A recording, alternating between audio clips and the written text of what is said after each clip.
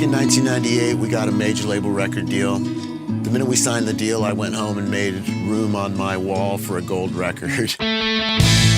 Seattle used to be the heart of alternative rock, but now Tempe, Arizona has the ears of the major labels. Hailing from the valley, now the Pistoleros are ready for their moment in the sun. There were like 6 bands in Tempe all of a sudden that had major label deals. We met the president. I didn't know it was going to be $1 million record deal. Understanding's not a sin.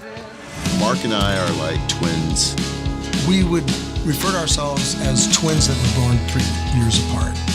My earliest memory was music, always music. Mark's the one that showed me, hey dude, those chords that you're playing with Dad and that Mexican music, and those worked for Van Morrison, Rolling Stones.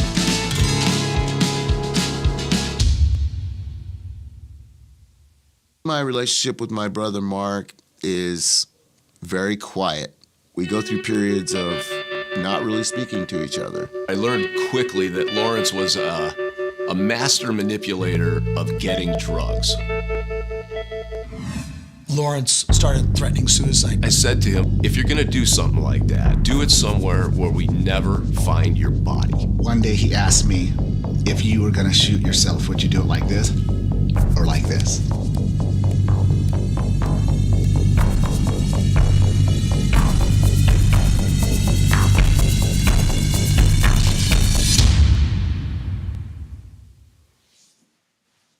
The bonds of brotherhood, fatherhood, and friendships are tested amidst of the turmoil of death, drugs, and rock and roll.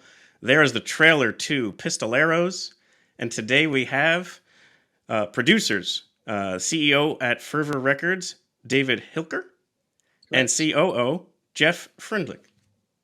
Welcome to the show. Thank you. And wonderful movie. Had the pleasure of being able to check it out. I can't wait to hear what the audiences think here. At the SouthSide Film Festival for Bethlehem, Pennsylvania. But a tremendous, everything about it. Not only the stories and everything that goes into Lawrence and Mark's backstory there, and the story of the Pistoleros band, but even just the quality of the music. The quality of the movie shooting, a lot of great, things to be had for people and viewers of this movie. Well, thank you. Everybody likes a good comedy, right? Well, and that's the thing, is it does have moments of levity there, but clearly, again, just as the tagline of this thing being death, drugs, and rock and roll, it really does get into a lot of those aspects of things, whether it is addiction and suicidal ideation and that kind of stuff. It's not a movie that shies away from those deep and important topics to discuss. Well, I think something that Dave and I talked a lot about and talked about with our director, Stephen B. Esparza, was we need to make sure that everybody that we're interviewing is speaking the truth. Sure. Right? It's not what's the point of doing it if we're sugarcoating any of this stuff? We want our audience to be able to empathize and understand what the throes of addiction are like, Certainly. Not only from the point of view of an addict, but maybe from the point of view of everybody that's affected by an addict's behavior as Certainly. well. Yeah.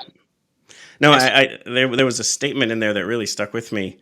That Mark, the brother, said, and we'll get into these people a little bit more in depth in a second here, but he actually shares, he says, even when an addict is clean, their behaviors are still that of an addict. And it just was something that rung true with me, that I was just like, wow, that's really difficult, because it kind of means you're never stopping that caretaking element to that person. True. Well, and I think in the case of these two brothers who their lives were intertwined, not only by family, but in music, right? Yep. Because they're the leaders of this band. They're writing music together. I mean, they are just so intertwined in every possible way. Yep. And so that codependency and that idea of one brother needing to save the other, and one brother knowing they can get away with certain behavior specifically because they have another brother that's going to come and pick up the pieces every time the glass Very shatters. true. Yeah, very true. So as we're mentioning here, we're talking about the characters. We're also we mentioned the director here. Let me just bring up the main page for the movie so you guys can speak to some of that. This is the page that's dedicated to the Pistoleros. So we'll go back to the top here. You can see here that bonds of brotherhood, fatherhood, and friendship tagline. It is available out there, but part of the festival, of course, will be a very cool setting for that. And then here are some of the key crew. So you mentioned the director, and then yourselves as producers, as other producers on here as well. Anything you want to share about here about how this all came together? Steven Esparza was a friend of mine. He's a great cinematographer, and he's well known for his use of the Sony Red Cam, and so he was a integral part of how the look of the film. Yeah, so, and that was something I wanted to touch on, like we talked about before, just how well shot it was. It's all shot in Red Epic, 6K sensor, shot entirely in 5K. It's presented in 4K, but the bones are there for this thing to be even more stunning. I think that there was so much intent behind how this was shot, even the coloration of the film. When you shoot digitally, and you can easily go in and change color, and what are the tones that are going to bring out the gravity of this piece, so that was all really done with kind of an intent and a vibe, and hopefully that's all something that just draws the audience in to the story. And in addition to Steve, Jimmy Gadd, who's a producer on this film, has had an incredible career in Hollywood, and his guidance throughout this entire process was really immeasurable. And this is a guy that's worked post-production on some of those big Disney Plus shows like Hawkeye, as an example. And we had Steve Griffin, our music editor. Obviously, this is a music-intensive documentary, and what Steve was able to bring out and finding ways to feature the music of not only the Pistoleros, but some of the side projects that the brothers did over the years, and really use their music as score as well as for featured pieces. He just did a brilliant job. So we really had like this A-list team working together to bring this to the audience. And this was our first project. We've never made a film before. We make a lot of music and produce a lot of records, but this was our first film, and we were really fortunate to have an incredible crew. Yeah. Well, I hope you guys make more because of that. I mean, obviously I love hearing the music stories. That's what I do here on this show. But I think my only criticism of it was that I wished it was longer. Probably the only thing I would share is that it's an hour and it goes by in a wink, and you want more of it. So here's the cast, and there's more than this, but like we talked about, it's the brothers Lawrence and Mark Zubia, and then just how they kind of progress as young musicians into becoming a band together, and then where it goes to from there. But their influences being very much in the Latino culture of their father was in a mariachi band, so they are starting in music very early on. Yeah, very, very early on. Yes. Yeah. And you can hear those roots in what they do. I think that's why people in Arizona gravitate to their music so much. Yes. Yeah, you do hear that if you just their music is tremendous, and then all of a sudden you'll just hear very mariachi-esque kind of either riffs, or it'll sound like it's somewhat almost in the distance, but it's such a part of the music. It's very, very cool. It's a great listen. If you don't know the Pistoleros, you should go listen to some of their music. It's excellent stuff. And so a little bit of the story is like, basically Lawrence was 3 years older. You heard in the trailer there that they feel like they are twins, just born 3 years apart, because they were tight from the moment that they became high school, senior and freshman. From that point on, they were just basically playing music together. Mark, the younger one, was the better guitarist, so he played, and Lawrence became more of the frontman singer, and was exceptional at it. Like he was, I think it's also in the movie. It's one of the best frontmen in the scene. Lawrence is very, very charismatic. Yeah, and very soulful rock voice. Yeah. And really, the Pistoleros and the precursor to the Pistoleros, because these two brothers have been in numerous bands over the years. I mean, they were truly the hub of the Tempe music scene. Yeah. And depending on your age, you might be very familiar with that scene or not at all. I mean, the Tempe music scene, which kind of gave rise to the Gin Blossoms, who ended up selling over 4 million records. They had hits such as Hey Jealousy, which, I mean, you could not turn on the radio without hearing that song. Sure. In the mid-90s. Mid-90s, absolutely. Mark and Lawrence were truly the hub and the connective tissue of that scene in Tempe, Arizona. They had a band called the Live Nudes prior to Pistoleros, and the house that everybody hung out at after everybody's gigs, including the Gin Blossoms, Robin Wilson, Doug Hopkins, who wrote all those hits for the Gin Blossoms. They were all going over and hanging out together and partying and sharing ideas and working up ideas at Mark and Lawrence's house. It was called the Live Nudes house. And I almost equate it to the Haight-Ashbury scene of the 1960s. Sure. Just like how you had Janis Joplin hanging out with the Grateful Dead and all these ideas and a sound that's now kind of that Bay Area psychedelic sound grew from that moment in time. Well, the same thing happened in Tempe, Arizona. And really the cornerstone of that, despite not having that multi-million-dollar hit, the cornerstone of that scene were these two brothers. Yeah, and I have to think it's somewhat to do with the element of connective ethnicity they have to the region as well, that probably spoke to a larger audience than even what some of those other bands were able to bring to the table. And you mentioned Doug of Gin Blossoms. He's a big part of the early half of, like, the first act, you might say, of the story of that it's portrayed in the movie, because he also struggled with the addiction and the suicidal ideation to the point of getting kicked out of the Gin Blossoms. Then they start gigging together in Pistoleros, and it's a tough go, just because he has such a struggle with the creativity, the grind, and then just, I guess, accepting where things were landing for him, and just was in and out of commitment to the band and not, but they all genuinely cared for each other, and that's very evident in this story, and it's just a struggle for them when basically Doug does take his own life, and it becomes something that the band has to work through.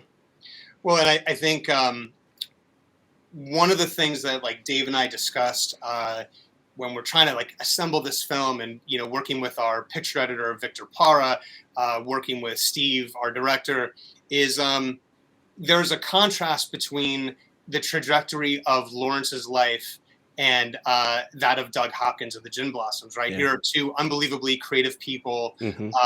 One succeeds in taking their own life, and the other lives. And that idea of, if you could just live a little bit longer and wait for the miracle to happen. Well, I think in Lawrence's life, he did. He got everything he wanted, even if it didn't get wrapped up in the bow and the package that he expected. But he had an incredible family, and he was very, very close to his children.